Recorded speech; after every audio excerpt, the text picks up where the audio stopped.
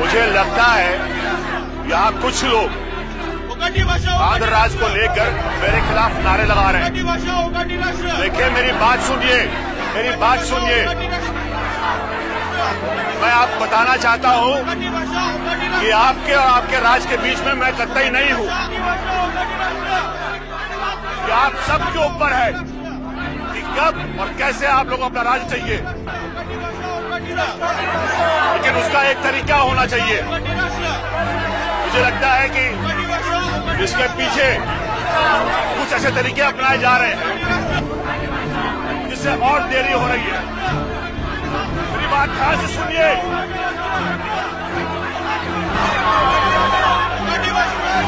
शांत होइए, मेरी बात ध्यान से सुनिए। ये नारे, ये काले झंडे, वो भी आजाद हिंदुस्तान के पहले प्रधानमंत्री के खिलाफ, जवाहरलाल नेहरू के खिलाफ। आजाद हिंदुस्तान की लोकतंत्र की, डेमोक्रेसी की ये पहली परीक्षा थी। नेहरू पूरे देश में अपनी इलेक्शन रैलीज कर रहे थे और लोग दूर दूर से पैदल उनको देखने, उनको सुनने आते थे। लेकिन उस वक्त की मद्रास स्टेट में एक जगह थी गुंटूर, जहां लोग नेहरू को सुनने को भी तैयार नहीं थे। मेरी बात ध्यान से सुनिए। हेलो, क्या तरीका है, कैसा अंजाम दिया? चलिए यहाँ से। 1951 में तमिलनाडु, कर्नाटक, आंध्र प्रदेश और केरल, ये सब एक स्टेट में थे, एक प्रदेश में थे, जिसको हम मद्रास स्टेट कहा करते थे। मद्रास स्टेट के गुंटूर शहर में जब जवाहरलाल नेहरू इलेक्शन रैली करने आए तो वहां के लोग उनके खिलाफ खड़े हो गए। देखिए, मेरी बात सुनिए, मेरी बात सुनिए। यहां तक कि नेहरू को मंच छोड़कर निकलना पड़ा वहां से।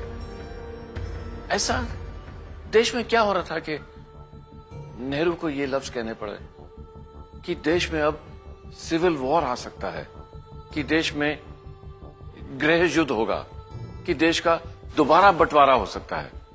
यह मामला क्या था और इस मामले का हल निकल सकता था? क्या इस मामले का हल अभी तक भी निकला है कि चल रहा है? बंटवारे जैसा माहौल मतलब हिंसा, आगजनी, पुलिस फायरिंग। अखबारों के पन्ने इन खबरों से भरते जा रहे थे। भारत को आजाद हुए 5 साल ही हुए थे और इसके सामने खड़ा था सबसे बड़ा राजनीतिक सवाल था भाषा के आधार पर राज्यों की मांग। भारत की संविधान सभा, जो आजादी से पहले भारत के लिए संविधान बनाने के काम में लगी हुई थी, वहां प्रधानमंत्री नेहरू ने साफ कहा कि भाषा के आधार पर राज्यों की मांग देश को तोड़ने जैसा है।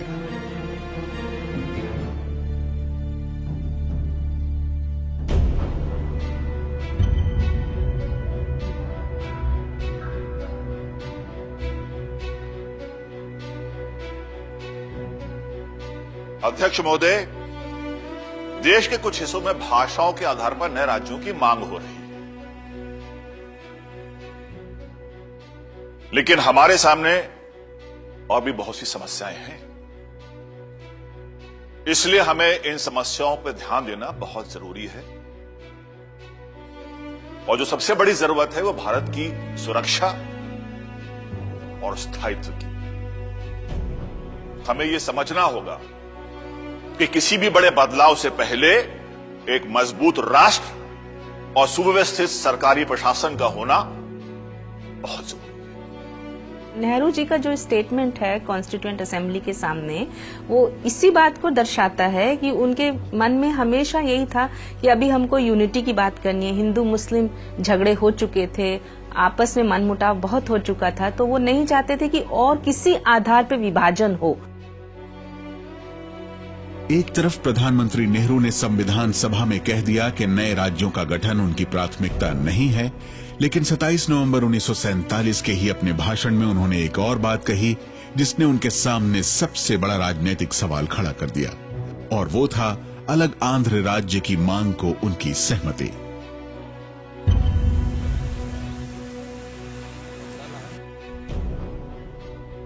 अध्यक्ष महोदय, मेरा मानना है कि आंध्र राज्य की मांग पूरी तरह से जायज है, इसमें कोई परेशानी नहीं, लेकिन महाराष्ट्र और कर्नाटक को बनाना उतना आसान नहीं होगा।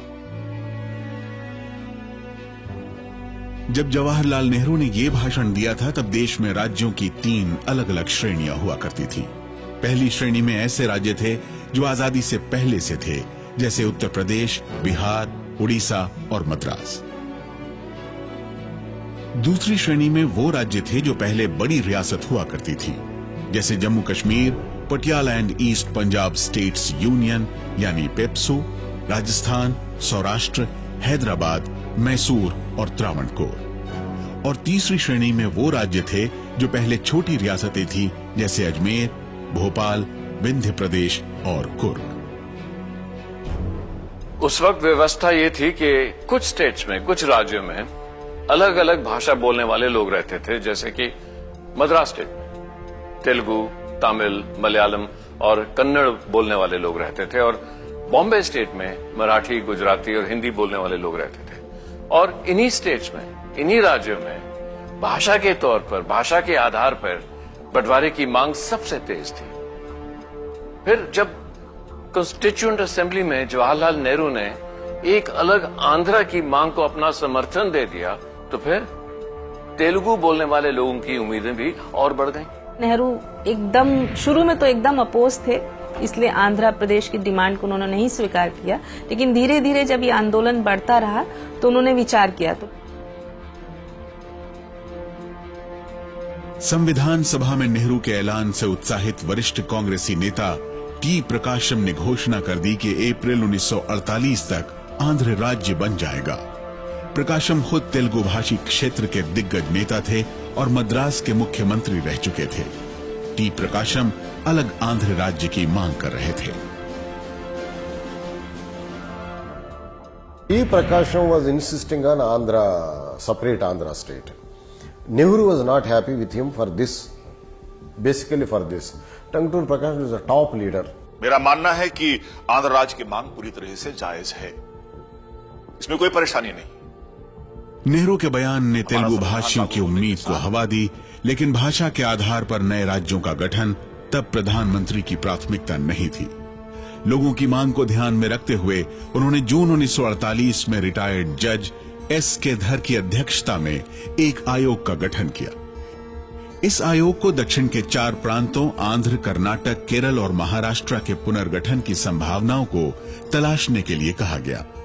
इस आयोग ने दिसंबर 1948 में अपनी रिपोर्ट पेश की। आयोग ने राज्यों के पुनर्गठन के प्रस्ताव को देश की एकता के लिए खतरा कहा और भाषाई राज्यों की मांग को पूरी तरह से खारिज कर दिया।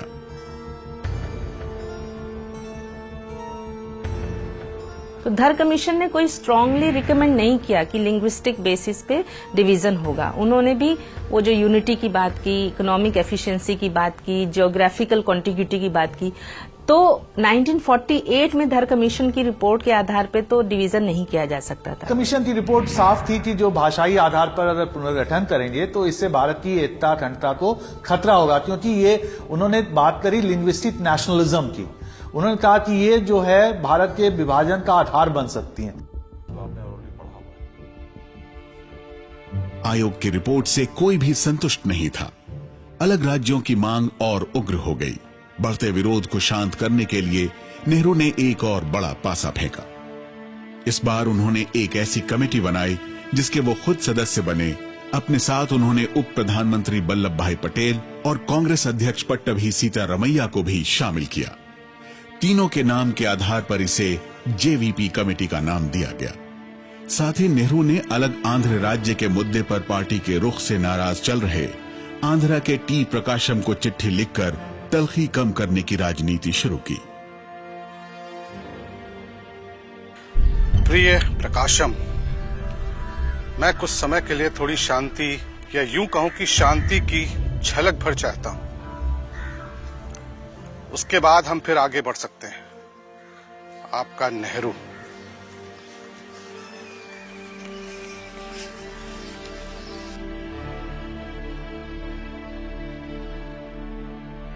नेहरू की सोच उस समय के हिसाब से जो परिस्थिति थी, शायद वो इस बात से आशंकित थे कि अगर हम भाषाई आधार पर अदर राज्यों के मांग को मान लेंगे तो पता नहीं कितनी ज्यादा मांगें उठेंगी। एक तरह से कहीं पेंडोरा बॉक्स न खुल जाए, क्योंकि भारत एक बहुत सारे भाषाओं का, उपभाषाओं का भंडार है। तो ऐसा उनको लगा कि कहीं ये लिंग्विस्टिक आइडेंटिटी का मामला जो है भारत के बाल्कनाइजेशन का सबब न बन जाए। जेवीपी कमेटी ने अप्रैल 1949 में कांग्रेस कार्य समिति को अपनी रिपोर्ट सौंपी। इसमें भाषाई राज्यों के पुनर्गठन को करीब 10 साल के लिए टालने की सिफारिश की गई। इस रिपोर्ट में भी अलग तेलुगु राज्य की मांग को सही ठहराया गया, लेकिन अगले ही पन्ने में अलग आंध्र राज्य के सपने को तोड़ भी दिया गया। रिपोर्ट में कहा गया कि अगर आंध्र के नेता मद्रास की मांग छोड़ दें तो फिर दोनों पक्षों की सहमति से आंध्र राज्य का गठन किया जा सकता है।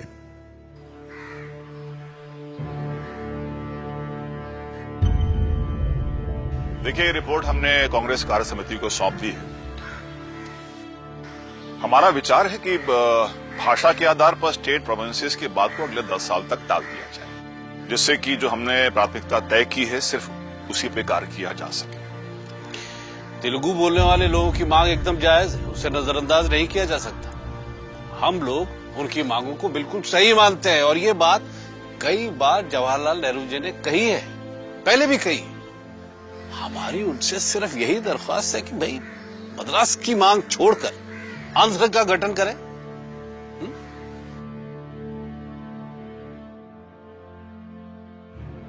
अब मद्रास शहर पे तमिल बोलने वाले भी अपना हक मांग रहे थे और तेलुगु बोलने वाले भी, लेकिन इस बात पे नेहरू अड़ गए।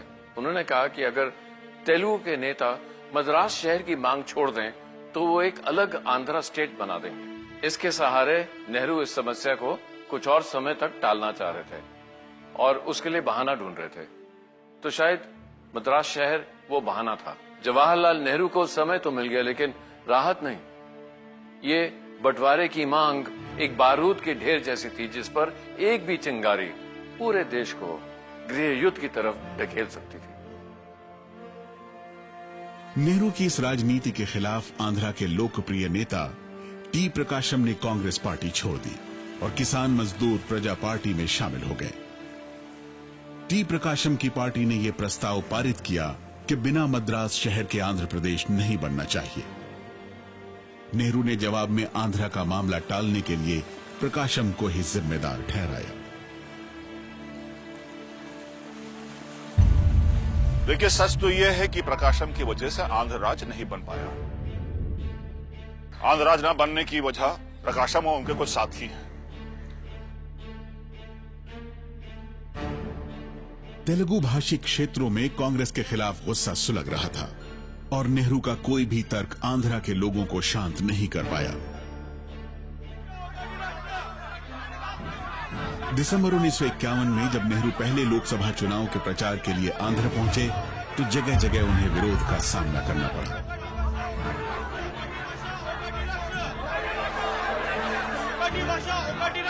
मुझे लगता है यहाँ कुछ लोग आंध्र राज्य को लेकर मेरे खिलाफ नारे लगा रहे हैं। देखिए, मेरी बात सुनिए, मेरी बात सुनिए। मैं आपको बताना चाहता हूं कि आपके और आपके राज्य के बीच में मैं कतई नहीं हूं। कि आप सबके ऊपर है कि कब और कैसे आप लोगों को अपना राज्य चाहिए। लेकिन उसका एक तरीका होना चाहिए। मुझे लगता है कि इसके पीछे कुछ ऐसे तरीके अपनाए जा रहे हैं, इससे और देरी हो रही है। मेरी बात ध्यान से सुनिए।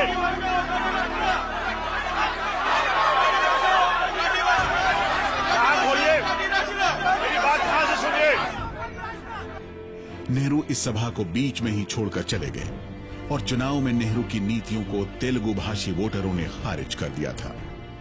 1952 में देश भर में कांग्रेस का परचम लहराया, लेकिन तेलुगु भाषी क्षेत्रों की 145 सीटों में से कांग्रेस को सिर्फ 43 सीटें ही मिली।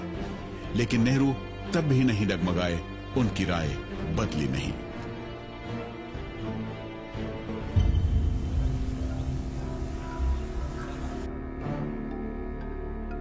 अध्यक्ष महोदय, पिछले कुछ सालों से हमारी कोशिश देश की एकता और उसकी मजबूती बनाए रखने की दिशा में रही है।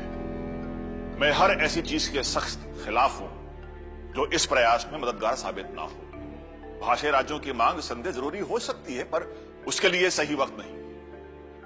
जब सही वक्त आएगा तो उसके लिए भी निसंदेह जरूरी कदम उठाए जाएंगे। तो ये थी उन 5 साल की कहानी। नेहरू पे तरह तरह के दबाव आए, लेकिन वो डगमगाए नहीं, झुके नहीं। लेकिन अब कहानी बदलने वाली थी और उसके पीछे थे putty Sriramulu. Royapettah high road, Mylapore, Madras. Telugu भाषी गांधीवादी पोट्टी श्रीरामुलु 19 अक्टूबर 1952 को मद्रास शहर के इसी घर में अनशन पर बैठ गए। उन्होंने कहा कि वो तब तक अनशन पर रहेंगे जब तक आंध्र राज्य नहीं बन जाता और मद्रास उसकी राजधानी। मैं अनशन पर जब तक बैठा रहूंगा जब तक आंध्र राज्य नहीं बन जाता और मद्रास उसकी राजधानी नहीं बन जाती, तब तक मैं अनशन पर बैठा रहूंगा। श्री रामुलु जिंदाबाद, श्री रामुलु जिंदाबाद, श्री रामुलु जिंदाबाद। पुट्टी श्रीरामुलु के इस अनशन ने तेलुगु जनता को एक प्रतीक दे दिया। नेहरू ने सी राजगोपालाचारी को चिट्ठी लिखी, जो उस वक्त मद्रास स्टेट के चीफ मिनिस्टर थे, और उस चिट्ठी से साफ जाहिर होता है कि नेहरू इस आंदोलन की गंभीरता को, इसकी गहराई को समझ नहीं पाए थे।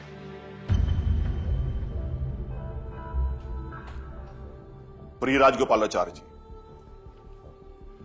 आंध्र राज्य की मांग को लेकर कोई अनशन चल रहा है।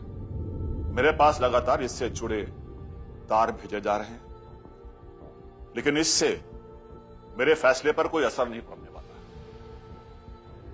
मेरी सलाह है कि इसे पूरी तरह से नजरअंदाज किया जाए। आपका जवाहरलाल।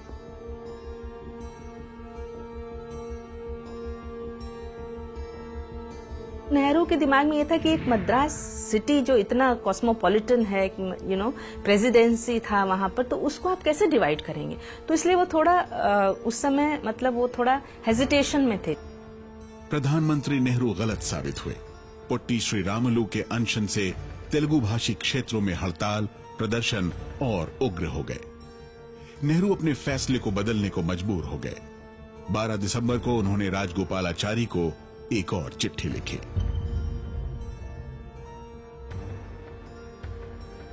प्रिय राजगोपालाचारी जी, आंध्र की मांग को मानने का वक्त आ गया है। अगर अब यह नहीं किया गया तो आंध्र के लोगों की निराशा बढ़ती जाएगी। आपका जवाहरलाल।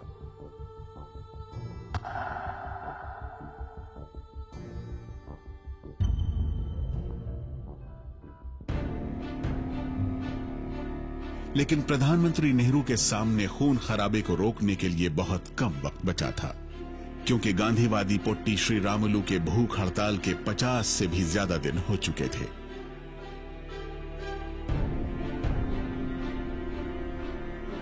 आपकी तबीयत बिगड़ती जा रही है, आपको अनशन तोड़ देना चाहिए। अब तो आप मान जाइए, पंडित जवाहरलाल नेहरू ने भी कह दिया है कि सरकार जल्दी ही जरूरी कदम उठाएगी।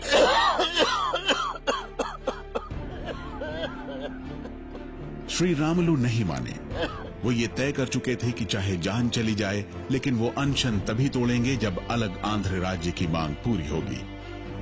नेहरू उनकी मांग मानने के लिए तैयार हो चुके थे, लेकिन इतिहास का रुख अब उनके रोके नहीं रुक रहा था, क्योंकि अब मद्रास सूबे के मुख्यमंत्री राजगोपालाचारी मद्रास शहर को आंध्र को देने के लिए तैयार नहीं थे। राजगोपालाचारी ने तार भेजकर नेहरू से कहा कि वो पोट्टी के करीबी रामास्वामी सीताराम को दिल्ली बुलाकर मामले को टालने की कोशिश करें।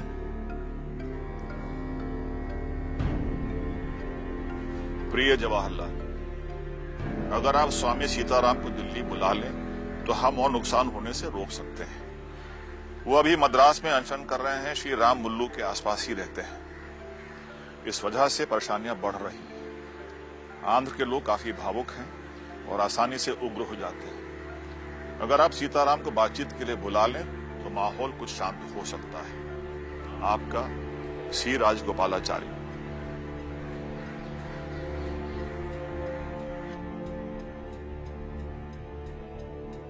मद्रास में भूख हड़ताल पर बैठे पोट्टी श्री रामुलु की तबीयत लगातार बिगड़ रही थी। उनकी मौत का मतलब था पूरे मद्रास सूबे को आग में धकेलना। गांधीवादी श्री रामुलु के अनशन को अब तक 57 दिन हो चुके थे। 15 दिसंबर को वही हुआ जिसका डर था। पोट्टी श्री रामुलु ने 15 दिसंबर को दम तोड़ दिया।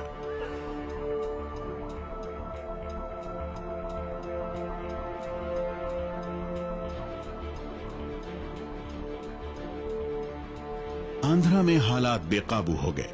भीड़ ने सरकारी दफ्तरों और रेलवे स्टेशनों को अपना निशाना बनाना शुरू कर दिया। 3 दिन तक हिंसा और हंगामा चलता रहा। पुलिस फायरिंग में 7 लोग मारे गए।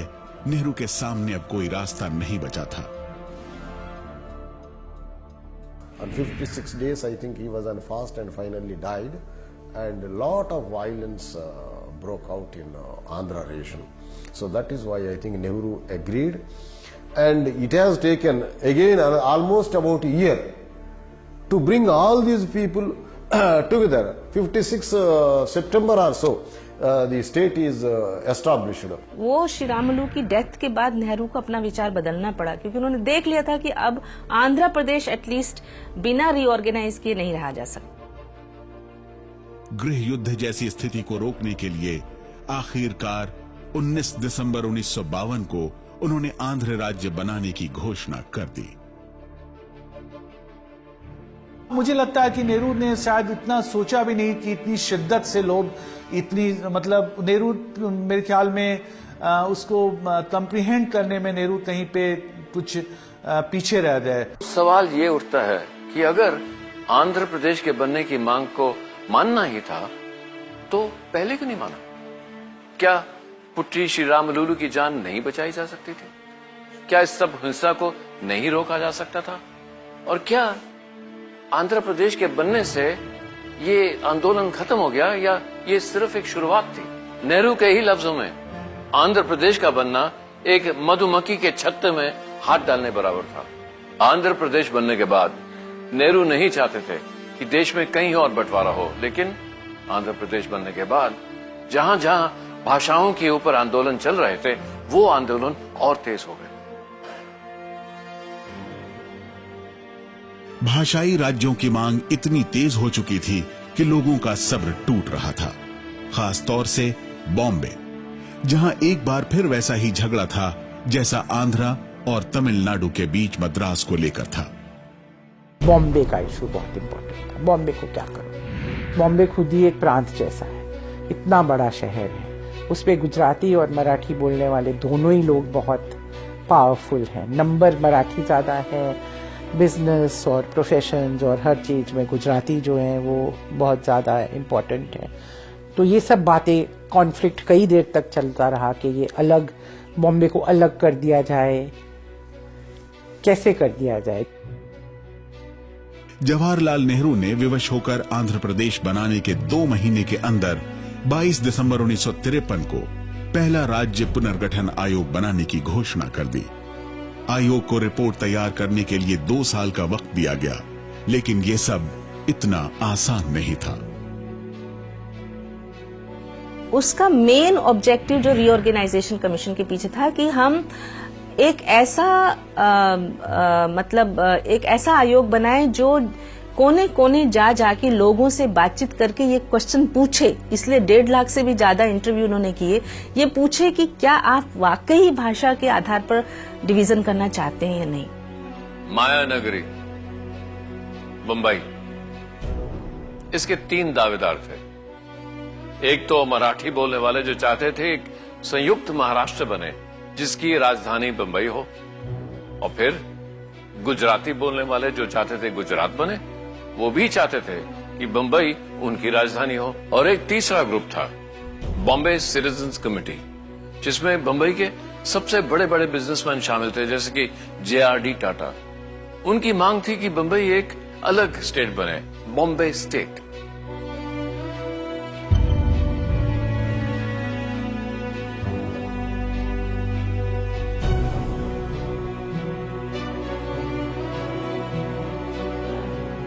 बॉम्बे सिटीजन कमेटी को उन गुजराती भाषी लोगों का भी समर्थन था जो ये नहीं चाहते थे कि बॉम्बे महाराष्ट्र की राजधानी बन जाए और वहां मराठी नेताओं का दबदबा बने।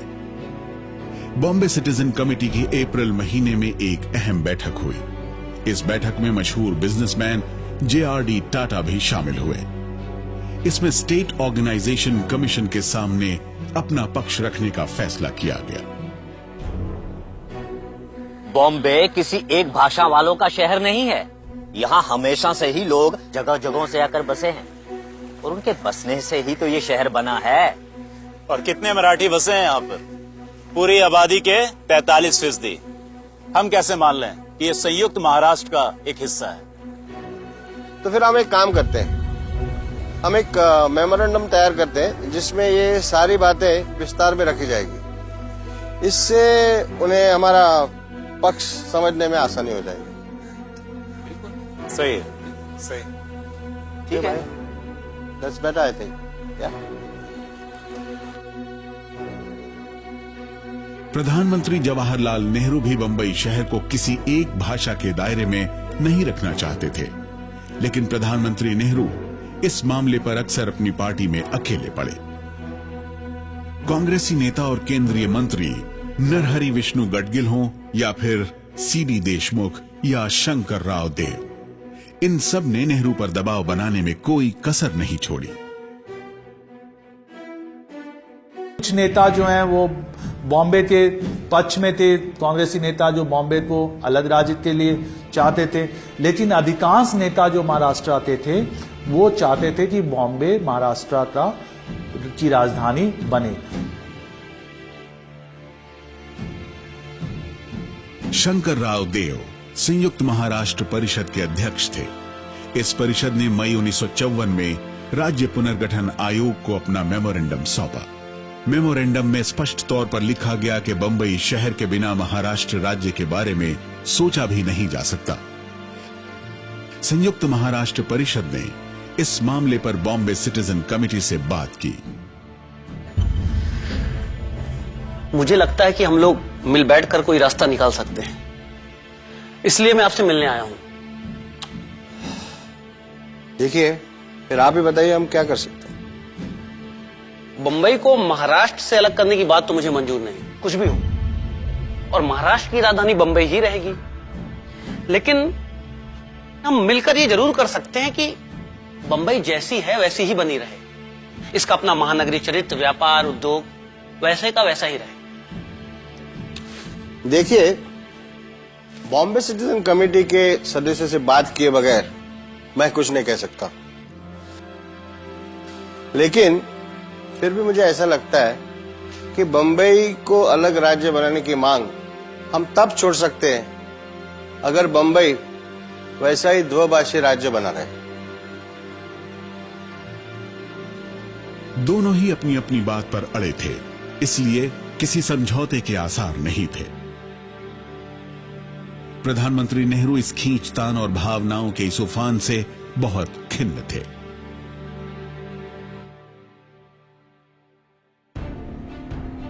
नेहरू बार बार यही कहते रहे कि ये वक्त एकजुट रहने का है, देश को बिखेरने का नहीं। लेकिन भाषाओं के मुद्दे ने अपनों में ही दरार डाल दी थी और अब स्टेट रीऑर्गेनाइजेशन कमीशन की रिपोर्ट आने वाली थी।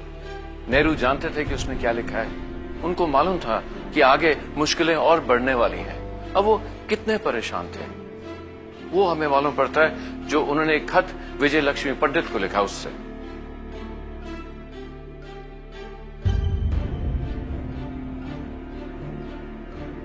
सच तो यह है कि यहां मुश्किलें बढ़ती जा रही हैं और अब राज्य पुनर्गठन आयोग की रिपोर्ट के बाद हालात बर्दाश्त से बाहर होने लगे हैं। तुम्हारा जवाहर।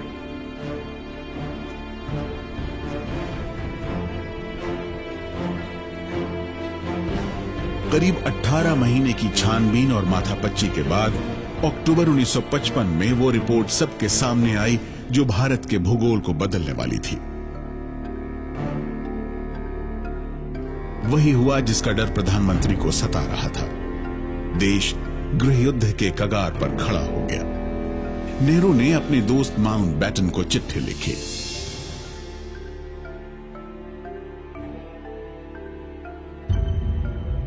डियर डिकी, जिस तरह के भाषण दिए जा रहे हैं और जो रिपोर्ट आ रही है उनको पढ़कर कोई भी ये सोच सकता है कि भारत के कुछ हिस्सों में हम गृह युद्ध के कगार पर हैं। आपका जवाहरलाल। ऐसा क्या था ये स्टेट रीऑर्गेनाइजेशन कमीशन की रिपोर्ट में जिससे देश के कई हिस्सों में गृह युद्ध सिविल वॉर के हालात बनने वाले थे? क्या नेहरू का दाव बिल्कुल पलटने वाला था? ये रिपोर्ट की कुछ सिफारिशों से तो ऐसा ही लगता था। राज्य पुनर्गठन आयोग ने ये तो मान लिया कि भाषा के आधार पर राज्यों की सीमाएं तय की जा सकती हैं, लेकिन अपनी सिफारिशों में इस सिद्धांत को पूरी तरह से लागू नहीं किया। बॉम्बे को किसी भाषा बोलने वालों को देने की बजाय मराठी और गुजराती बोलने वाले लोगों का राज्य बनाए रखने की सिफारिश की गई, जबकि वहीं विदर्भ को मराठी भाषा के आधार पर अलग राज्य बनाने का प्रस्ताव दिया गया। रीऑर्गेनाइजेशन जैसे कि धर, जेवीपी उससे पहले ने भी एम्फेसिस किया कि इकोनॉमिक इंटीग्रेशन होना चाहिए, इकोनॉमिक सस्टेनेबिलिटी होना चाहिए। अगर हम लैंग्वेज बेस्ड इंटीग्रेशन की बात कर रहे हैं तो उसके साथ साथ ज्योग्राफिकल कॉन्टिग्यूटी का भी आइडिया है। सिर्फ लैंग्वेज के आधार पर आप डिवीजन नहीं कर सकते या सेपरेशन नहीं कर सकते या इंटीग्रेशन। हर तरफ आयोग के रिपोर्ट पर हंगामा शुरू हो गया। यह आग तब और भड़क गई जब पहले कांग्रेस वर्किंग कमेटी और फिर बॉम्बे के मुख्यमंत्री मोरारजी देसाई ने महाराष्ट्र, गुजरात और बंबई 3 अलग अलग राज्य बनाने का प्रस्ताव पेश किया। मोरारजी और संयुक्त महाराष्ट्र का विरोध करने वाले कांग्रेस के नेता S.K. पाटिल ने 1955 के नवंबर महीने में मुंबई में रैली की, जहां उन्हें भारी विरोध का सामना करना पड़ा। मुख्यमंत्री मोरारजी देसाई तो पत्थरबाजी में घायल भी हो गए। संयुक्त महाराष्ट्र जिंदाबाद, संयुक्त महाराष्ट्र जिंदाबाद। जो लोग इस बैठक में जो लोग इस बैठक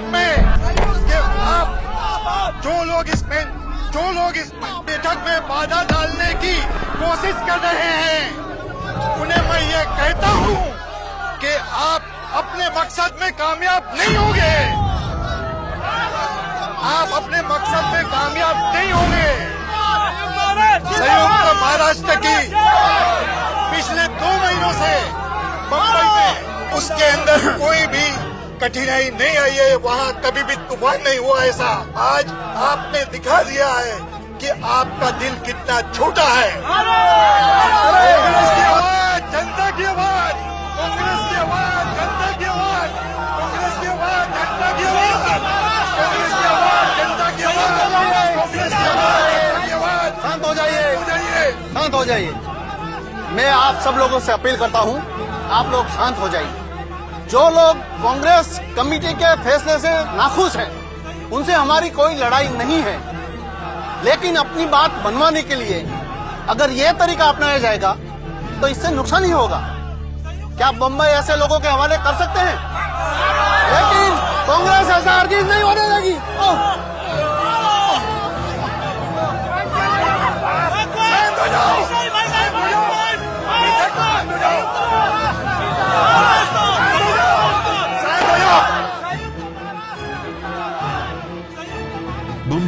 महाराष्ट्र की राजधानी बनेगा या अलग राज्य?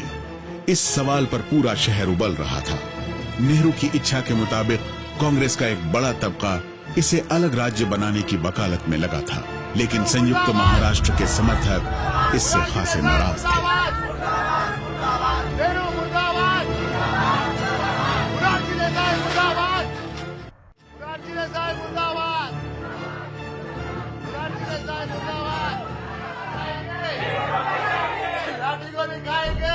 करीब एक हफ्ते तक बंबई में यही हालात रहे।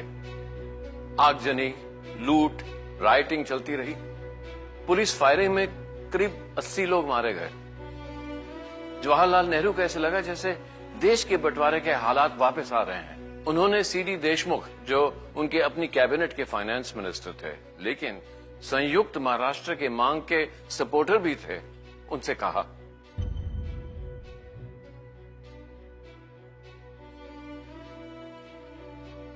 प्रिय देशमुख, भाषा का सवाल बंटवारे के समय बने हालातों से भी ज्यादा गंभीर है, इसलिए जरूरी है कि हम सही नेतृत्व दें। आपका जवाहरलाल। नेहरू की सोच भी थी कि वो बॉम्बे महाराष्ट्र की राजधानी रहे, लेकिन इस मामले में कुछ क्लियर कट बहुत सोच नहीं बनी थी शुरू में, लेकिन बाद में महाराष्ट्रियंस ने काफी इस पे विरोध जाहिर किया और काफी दंगे हुए, सिविल वॉर लाइक सिचुएशन हुई। इवन मोरारजी देसाई जो के वहां के मुख्यमंत्री थे, गुजराती थे, उनका विरोध हुआ, नेहरू जी का विरोध हुआ बॉम्बे में। तो इससे नेहरू जी को बड़ा धक्का लगा। बंबई के इन दंगों ने नेहरू को पहली बार इस बात का एहसास कराया कि भाषाई राज्यों के मुद्दे पर वो लोगों की भावनाओं को समझ नहीं पाए। नेहरू और उनकी कैबिनेट को फैसला लेना था। बंबई पर अपना दावा छोड़ने के लिए न मराठी तैयार थे और न ही गुजराती। बंबई को अलग राज्य बनाने पर भी विवाद था। ऐसे में नेहरू के पास क्या रास्ता बचा था? नेहरू ने बीच के रास्ते का ऐलान बंबई में कर दिया। देखिए, मैं मानता हूं कि बंबई को लेकर मराठी पक्ष काफी मजबूत है, लेकिन दूसरा पक्ष भी उतना ही मजबूत है। इसलिए कोई भी फैसला लेने से पहले हमें दोनों पक्षों को देखना होगा। लेकिन ऐसे किसी भी फैसले से मुझे आपत्ति है जो भारतवर्ष की अखंडता और एकता को प्रभावित करता हो। ये सब सोचकर महाराष्ट्र और गुजरात दो अलग अलग राज्य बनाए जा रहे हैं। अगले 5 वर्ष तक बंबई केंद्रीय शासित प्रदेश रहेगा। प्रधानमंत्री नेहरू की अपील हिंसा को रोक नहीं पाई। उल्टे भाषण खत्म होते ही बंबई में एक बार फिर जगह जगह पथराव शुरू हो गया।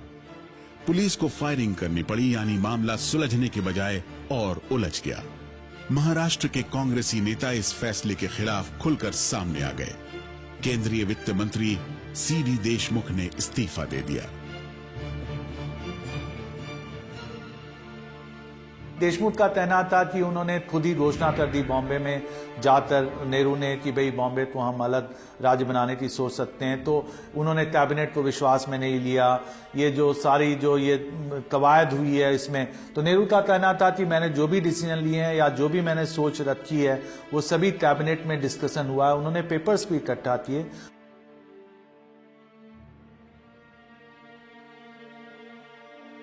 नेहरू का बार बार डगमगाना और अपने ही फैसलों को बदलना इस मामले को खींचता रहा। इस बार भी वही हुआ। जुलाई 1956 में सरकार बॉम्बे सूबे को 3 राज्यों में बांटने का बिल लाने वाली थी। जिस दिन यह बिल आने वाला था उससे ठीक एक दिन पहले 180 सांसदों ने सरकार पर दबाव बनाया कि बॉम्बे को मराठी और गुजराती दोनों ही भाषा बोलने वालों का राज्य ही रहने दिया जाए। नेहरू को फिर अपना फैसला बदलना पड़ा। कैबिनेट की बैठक में तय किया गया कि बॉम्बे को पहले की तरह ही रहने दिया जाएगा। वो बॉम्बे को बाइलिंगुअल स्टेट बने रहना चाहते, लेकिन साथ ही वो एक डेमोक्रेटिक पर्सन थे।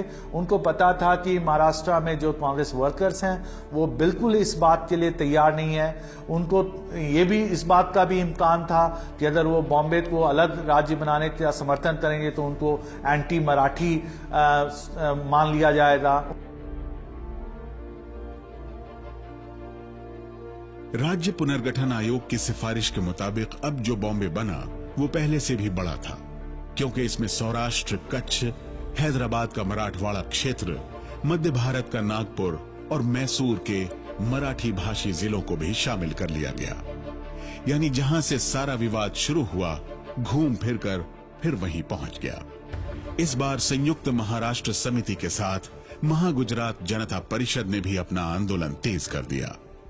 गुजराती भाषी लोगों का कहना था कि इस व्यवस्था में राज्य में वो अल्पसंख्यक रह जाएंगे और उन्हें उनका सही हक नहीं मिलेगा। नेहरू अब इस नतीजे पर पहुंच चुके थे कि बॉम्बे के मामले में और कोई बदलाव स्वीकार नहीं किया जाए। यही नहीं, वो जल्द से जल्द राज्य पुनर्गठन बिल पारित कर भाषाई राज्यों के मामले को ही खत्म कर देना चाहते थे। और यहां वो जल्दबाजी कर बैठे। राज्य पुनर्गठन आयोग ने नए आंध्र राज्य से अलग तेलंगाना बनाने की सिफारिश की थी, जिसे नेहरू ने दरकिनार कर दिया। तभी अब जाकर लगभग 58 साल के बाद देश की सरकार को नेहरू की इस जल्दबाजी को दुरुस्त करना पड़ा। आंध्रा का जो प्रपोजल है, ऐसा लगता है कि वो बहुत जल्दी में लिया गया, क्योंकि पोटी श्रीरामुलु की डेथ हुई, एक वायलेंस को पॉलिटिकल वायलेंस काफी था उस स्केल का। वो नहीं चाहते थे कि फर्दर वायलेंस बढ़े, क्योंकि वो अफेक्ट करता बाकी दक्षिण क्षेत्रों, राज्यों को भी। तो नेहरू जल्दी में उसको तो मान गए, लेकिन तेलंगाना को नहीं, डिमांड को नहीं एक्सेप्ट कर पाए, जबकि एसआरसी रिपोर्ट खुद ही तेलंगाना के फेवर में। तो राज्य पुनर्निगम आयोग की काफी सारी रिकमेंडेशंस नहीं लागू की गई, जैसे विदर्भ स्टेट का रिकमेंडेशन नहीं लागू की। प्रधानमंत्री नेहरू के नेतृत्व में 1 नवंबर 1956 को राज्य पुनर्गठन बिल पारित हो गया। इसके तहत भारत में कुल 14 राज्य और 6 केंद्र शासित प्रदेश बने। नए राज्यों में उत्तर में पंजाब, राजस्थान, मध्य प्रदेश, दक्षिण में आंध्र प्रदेश, मैसूर, मद्रास और केरल थे। पटियाला और पूर्व पंजाबी राज्य यानी पेप्सू को पंजाब में शामिल कर दिया गया, जबकि हिमाचल केंद्र शासित प्रदेश बन गया। बॉम्बे और मध्य भारत के कुछ जिले और अजमेर राजस्थान का हिस्सा बन गए। मध्य भारत, विंध्य प्रदेश और भोपाल को मिलाकर मध्य प्रदेश बना। बॉम्बे और हैदराबाद के कन्नड़ भाषी जिलों को कुर्ग और मैसूर में जोड़ दिया गया, जिसका नाम 1973 में कर्नाटक कर दिया गया। त्रावणकोर, कोचन और मालाबार को मिलाकर केरल बना। देश का नक्शा बदल गया, न चाहते हुए भी। लेकिन देश में शांति रखने के लिए जवाहरलाल नेहरू देश के बंटवारे के लिए राजी हो गए। लेकिन समस्या वहां खत्म नहीं हुई थी। जैसे नेहरू ने कहा था, एक बार आपने भाषाओं पर देश का बंटवारा शुरू कर दिया तो उसका कोई अंत नहीं हुआ। और ऐसा ही हुआ। सिर्फ 4 साल बाद मई 1960 में एक बार फिर बंबई स्टेट का बंटवारा हुआ और गुजरात और महाराष्ट्र बनाया गया। लेकिन अक्सर उनके ऊपर यह आरोप लगाया जाता है कि वो देश के भाषाओं के आधार पर बंटवारे के ऊपर कभी फैसला नहीं करते थे।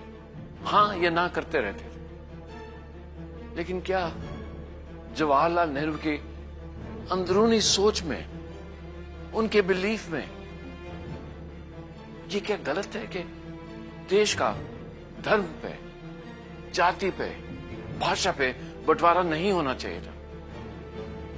कि क्या ये बंटवारा तब गलत था या सही था, और आज सही है या गलत है? हमारे देश के 28 राज्य हैं, फिर भी और बंटवारे की मांग है, और राज्यों की मांग है।